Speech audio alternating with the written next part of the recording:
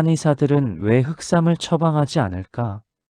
여러분, 건강식품 코너에 가보면 인삼, 홍삼 옆에 흑삼이라는 제품을 본 적 있으시죠? 검은색으로 변한 인삼인데 광고에서는 홍삼보다 훨씬 좋다고 하잖아요. 그런데 이상한 점이 하나 있습니다. 한의원에 가면 인삼, 홍삼, 심지어 산양삼까지 처방받는데 흑삼은 처방받아 본 적 있으신가요? 오늘은 이 궁금증을 파헤쳐 보겠습니다. 1. 한의사들이 실제로 처방하는 것들. 먼저 한의사들이 실제로 어떤 3종류를 처방하는지 볼까요? 인삼 한의학의 기본 중에 기본입니다. 수천 년 동안 사용되어 온 약재죠. 기를 보하고 원기를 회복시키는 데 사용됩니다. 홍삼, 인삼을 쪄서 말린 것으로 역시 전통 한의학에서 오랫동안 사용해온 약재입니다. 인삼보다 성질이 더 따뜻하고 보익 효과가 강하다고 알려져 있죠. 산양삼, 산에서 자연 상태로 키운 삼으로 가격이 엄청나게 비싸지만 한의사들이 처방하는 약재입니다. 심지어 녹용도 마찬가지입니다. 사슴의 뿔을 말린 것으로 가격이 정말 비싸죠. 최상급 녹용은 한 근 600g에 수백만 원을 호가합니다. 하지만 한의사들은 필요하다면 처방합니다. 그런데 흑삼은요? 거의 처방하지 않습니다. 왜일까요? 이 흑삼이란 무엇인가? 흑삼은 인삼이나 9번 찌고 9번 말리는 구중구포 과정을 거쳐 만든 제품입니다. 이 과정에서 인삼이 검게 변하고 특정 성분이 증가한다고 알려져 있죠. 건강식품 업계에서는 홍삼보다 더 좋은 성분이 많다고 광고합니다. 실제로 일부 연구에서는 특정 진세노사이드 성분이 증가한다는 보고도 있습니다. 3. 그렇다면 왜 한의사들은 처방하지 않을까? 이유 1. 전통 한의학 문헌에 없다. 가장 큰 이유는 바로 이겁니다. 흑삼은 전통 한의학 문헌에 기록이 없습니다. 동의보감, 본초 강목 같은 고전 의서 어디에도 흑삼에 대한 기록이 없어요. 한의학은 수천 년간 축적된 임상 경험과 문헌을 바탕으로 하는 학문인데 흑삼은 이러한 전통적 근거가 부족합니다. 반면 인삼, 홍삼, 산양삼은 모두 오랜 기간 사용되어 온 기록이 명확합니다. 어떤 체질에, 어떤 증상에, 어떻게 사용해야 하는지가 명확하죠. 이유 2. 한의학적 성미 이론 부재. 한의학에서는 모든 약재에 성미가 있습니다. 따뜻한지 차가운지, 어떤 맛인지, 어느 장부로 들어가는지 등이죠.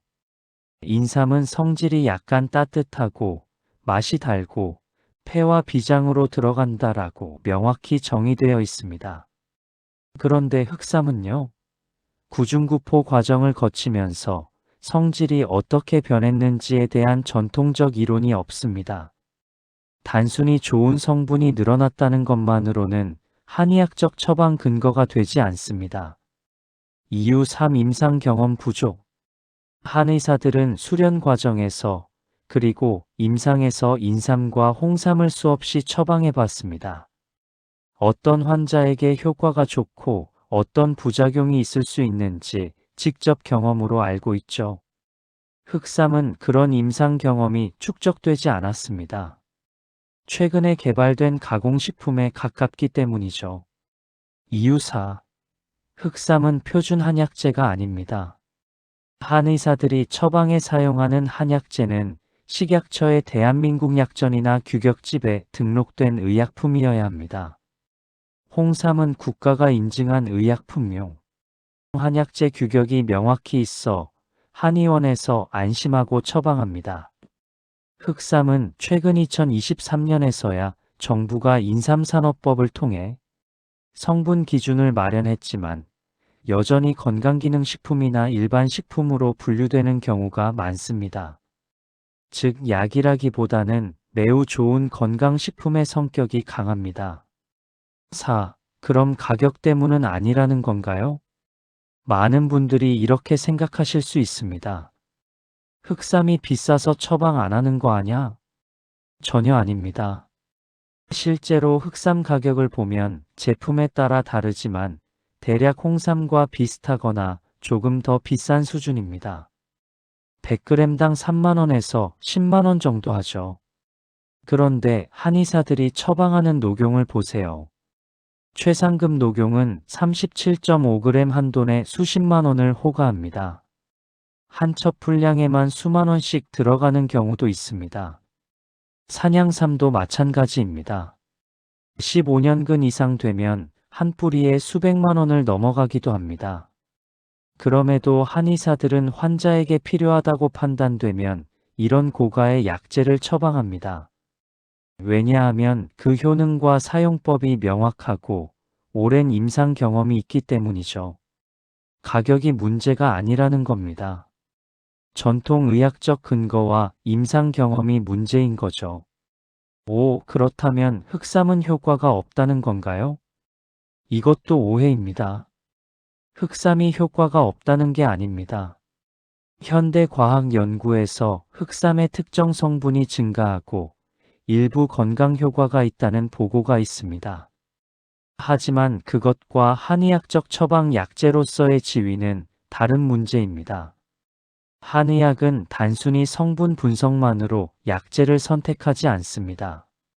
체질, 증상, 계절, 나이 등 여러 요소를 고려해서 처방하는데 흑삼은 아직 그런 체계 안에 자리 잡지 못한 거죠. 정리하자면 한의사들이 흑삼을 처방하지 않는 이유는 전통 한의학 문헌에 기록이 없고 한의학적 성미 이론이 정립되지 않았으며 충분한 임상 경험이 축적되지 않았기 때문입니다. 가격 때문이 아닙니다. 녹용이나 산양삼처럼 훨씬 비싼 약재도 처방하니까요. 물론 앞으로 흑삼에 대한 연구가 더 진행되고 한의학계에서도 임상 경험이 쌓이면 상황이 달라질 수 있습니다. 하지만 지금 시점에서는 전통 한의학의 약재 체계 안에 들어와 있지 않은 겁니다. 건강식품으로 흑삼을 드시는 건 개인의 선택입니다. 하지만 한의사들이 처방하지 않는다. 이퀄 없거나 오해는 하지 않으셨으면 좋겠습니다. 오늘 영상이 도움이 되셨다면 좋아요와 구독 부탁드립니다. 궁금한 점은 댓글로 남겨주세요. 감사합니다.